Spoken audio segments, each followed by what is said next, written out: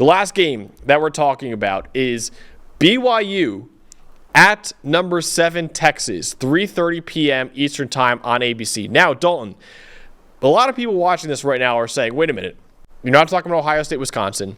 You're not talking about Tennessee, Kentucky, but you're talking about BYU, Texas? Like, why are we talking about this game? Because the big storyline, honestly, in college football this weekend, besides all the stuff that's going on off the field, is Texas without Quinn Ewers. That's the big storyline right now. For the second straight season, Quinn Ewers went down with a shoulder injury. This time is his throwing shoulder that suffered a grade 2 AC joint sprain in the 31-24 win over Houston. He's week to week. He's definitely missing this week. But now, in his absence, will likely be Malik Murphy, redshirt freshman. He's earned a 50.3 grade on 33 snaps this year. He's a 4-star recruit coming out of high school a couple years ago. However, Steve Sarkisian did note that Arch Manning, the number 1 overall recruit, the 5-star number 1 quarterback, obviously, and the next in line to the Manning quarterback dynasty, will be getting some first-team reps in practice. And a few weeks ago, Steve Sarkisian even said that he was really impressed by Arch Manning. So there's been a lot of talk that if Murphy struggles at all, or even if not, they might play both these quarterbacks in this game. We might finally see Arch Manning's debut against, let's face it, a pretty good BYU team. They're 5-2 right now. They're a top 50 team in PFF Power Rankings. But regardless of who plays, Dalton, the new quarterback has a lot of pressure on them because a loss for Texas will be their second of the season, and that eliminates them from the college football playoff. So big storyline in this game, and why we're talking about this game is what the heck Texas looks like without a star quarterback. Yeah, oh no, it's a mystery. It is, between Murphy having only thrown 8 career passes and Manning yet to step on the field. It's a big suspenseful element to this game. It's really the biggest mystery in this game because you look at this otherwise, and Texas I think has some clear advantages here we'll get into, but when you're talking about guys like Murphy and the number 1 recruit in the country in Arch Manning, Sarkisian didn't get this guy to not play him. Yeah. I know really with the idea that he was sitting behind Ewers is one thing. Now it's wide open. I think you're right. This thing almost goes, I don't know if it goes drive to drive, but I would bet it goes about half to half. If they feel like they need a jolt at halftime, you could easily see Manning come out at halftime. This is a tough one. Because I think Texas is actually built to sustain themselves through this sort of thing, especially with the Big 12 schedule. But it's going to be very interesting if BYU can go in there and get off to a good start defensively. If there's going to be a decision to be made. Because Murphy, he played the whole fourth quarter last week, and I think maybe it's just obviously cautious backup coming in cold. But in a tight game with Houston, in the entire fourth quarter, they only threw 2 passes. Yeah. Now, obviously, you have Jonathan Brooks. You hand him the football as much as you can. But I don't know if that should tell me something or not. That, in a tie game, it was a tie game with Houston late in that game, that they only threw 2 passes the entire fourth quarter. And if you lose to Houston, your season's over, right? Same thing. You lose to any of these teams, your season's over, right? Not only for the playoff, you won't even get in the Big 12 title game. So you cannot afford any of these losses in this quarterback situation, despite a ton of other Texas advantages that we'll get into momentarily. This is the biggest bit of suspense in this game, and obviously just the fun narrative suspense of when are we going to see another Manning. But I think even for Murphy, just trying to win the game, you go, we have no idea. We don't have any info on him. He's thrown 8 career passes. I got nothing. So we're kind of as in the dark as everybody else on this. Yeah, literally all we have to go off of. The graphic literally was just, okay, this is what they were coming out of high school. This is how they were recruited coming out of high school. This is where they were ranked coming out of high school. That's all we know about either of these guys, really, so far. Because Murphy has only played 33 snaps. Manning has not played any snaps. Both of them only in their second and first year in college football right now. So we're just basing it off of, hey, they were 4-star and 5-star coming out of high school, so we'll see. We don't know anything about these guys, which makes it so intriguing. And I think I do think we're going to see both these guys in this game. So that's going to be a really, really interesting part. And you mentioned it, man. Houston could have tied the game, too, with about a minute left.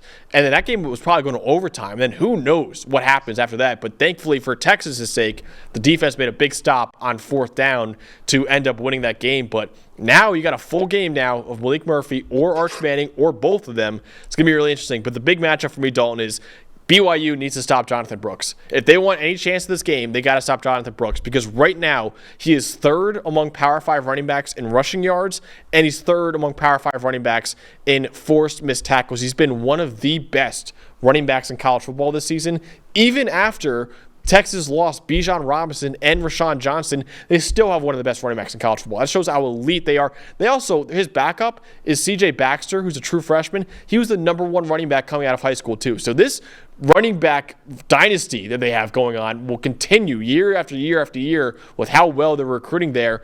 BYU's run defense just about average. They're 66th in the country with 4.4 yards allowed per attempt.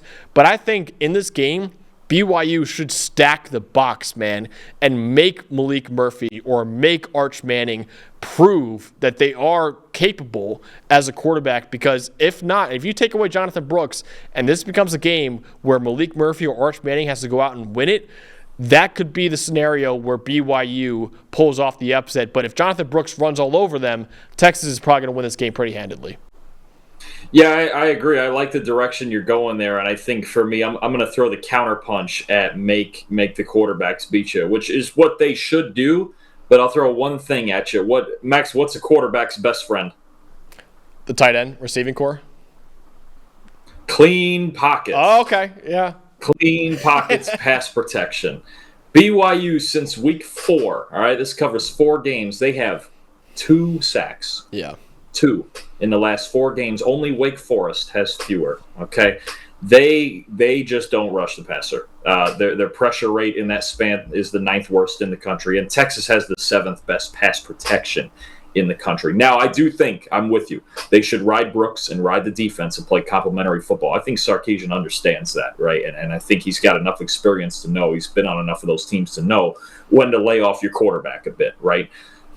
But I think for either of these quarterbacks, there should be opportunities to see the field. When you're playing a pass rush, when you have this much of a mismatch, pass protection versus pass rush, and Murphy, actually Manning too, he's mobile. He's not like Eli. He's not like Eli and Peyton. Arch Manning can move a little bit. Yeah, he gets out on the move. Okay, so you've got a team that can't rush the passer, and you've got a team that protects the passer really well. I think you give these two guys, either one of them or whoever's in there, enough time in the pocket, as they should have, they can still beat you. Anybody can beat you in a clean pocket. And honestly, this will be a thing with Murphy. Let's say first half he comes out and he gets 90% clean pockets and he's not making throws. Then you start really thinking about it. I think more so than if he gets hit and rattled or any of that stuff, right? If he's out there, all of a sudden they're blitzing, he's getting hit, all this stuff. Who's it going to come on? The front 5. Sark's going to kill his offensive line. He needs them more than ever right now. The other one is on the other side of the ball. You got a BYU team. I wasn't even aware of this. They have the fewest rushing yards per game in the Power 5. They only run for 79 yards a game, and that's very odd. It's kind of this thing in the Mountain West. They always ran the ball really, really well, even when they had really good quarterbacks, Jaron Hall and Zach Wilson and these guys who they still ran the ball as a very big functioning part of their offense. And it kind of feels like this year is like, hey, welcome to the Big 12. You can't just line up and run these teams over and run the same 2 run plays. Texas, you got an 88.1 run D grade that's, I believe, in the top 15 in the country. There are distinct advantages in this game for Texas in the trenches that are going to make this really hard for BYU. And I think a lot easier for whichever quarterback is in there for Texas. I think if Murphy is clean back, he's got every advantage in the world. His O-line, he's got one of the best backs in the country. Really, really good group of receivers. We've been over them, Mitchell and Worthy and those guys. Whittington. They've got all the advantages in the world, these 2 quarterbacks in this matchup, I think. I think BYU, a little bit like Florida, maybe to a lesser degree, other than the run game, they're kind of just solid-ish across the board. There's not a single thing I can point to at BYU and say, oh, that's an elite thing they do. Oh, yeah. Wow, they're top 10 or whatever in that. Nothing. But Texas, to me, has to win this game in the trenches. And to be honest with you, with Ewers outside of the Alabama game, it's kind of how they were winning it anyway, no? Yeah. That basically is, yeah. So, yeah, it's going to be tough. I just think – I think the environment is right for Murphy or Manning to succeed. Yeah, I would agree with you, man. And I think another point that I want to make before we go on to our predictions – you mentioned a great point. The Texas receivers are elite, man. This is one of the best receiving corps in college football with Worthy, Sanders, Javion Sanders, the tight end, Whittington, obviously A.D. Mitchell, Adonai Mitchell as well. BYU's coverage unit has been bad this year, man. They are the 10th worst coverage grade in the Power 5 this season. There will be opportunities. You mentioned the pass rush for BYU isn't there either, and Texas has an elite offensive line. So all of a sudden you have Arch Manning and you have Malik Murphy back there with time with an elite receiving core against a bad pass rush, against a bad coverage unit. There's every opportunity for either one of these quarterbacks to really succeed in this game. It's just about whether or not they could do it. That really is it. And they both were highly recruited coming out of high school. It's not like you're just trotting out some walk-on out there. They both were 5 stars and 4 stars coming out of high school. Now it's time to just see it. And I think they will have every opportunity. Now, next week, they got Kansas State, who has, is really improving down the stretch, even though they've got kind of a rough start to the season. That'll be a big test, and we're probably going to preview that game next week. But I do think this week, Arch Manning and Malik Murphy, this is a big opportunity for them to kind of get right in this game and kind of say, okay, get your confidence going, because next week, that's a huge game with Kansas State. But this is kind of a huge game for them, too, just to see what these kids have in store. But ultimately, Dalton, I think I have an idea of who you're going with in this game, but what is your final score prediction? Yeah, I think I think when I saw the tape and saw the numbers and some of the matchups, even without Ewers, I think this is I think this is the easiest one. I'm going to take Texas. I think they're going to find their way. Complementary football. I'm actually going to take them 28-10. The one way BYU stays in this game is if, let's say, Murphy's starting, is if he's just faltering. But I don't think Sarkisian would even let him falter for the whole game. I think he would only let him falter for a half. If you've got the number one recruit in the country sitting there, you have to put him in there if you think you're going to lose this game. You have to just find your way through it, right? But I do think Texas, the environment is set up right for Murphy to succeed. Way better off their offensive line against BYU's D-line is a big mismatch. Way better on the other side, too. Tavondre Sweat and those guys stopping the run against a BYU team that just can't run the football. At 79 yards a game is just awful. And you mentioned the weapons against the secondary.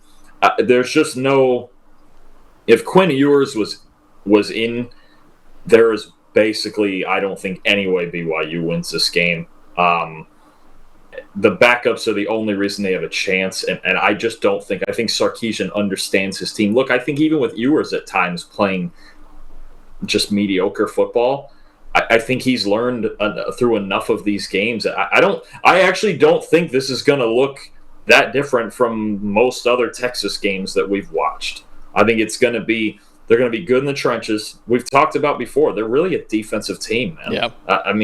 Defense, Brooks, and the quarterbacks need to make throws when they need to, especially play action. Play action is a big thing. I mentioned Oklahoma's play action defense earlier. Well, a big part of that, the struggles, is playing Texas in their play action game, focusing on Brooks and Ewers throwing it behind their linebackers.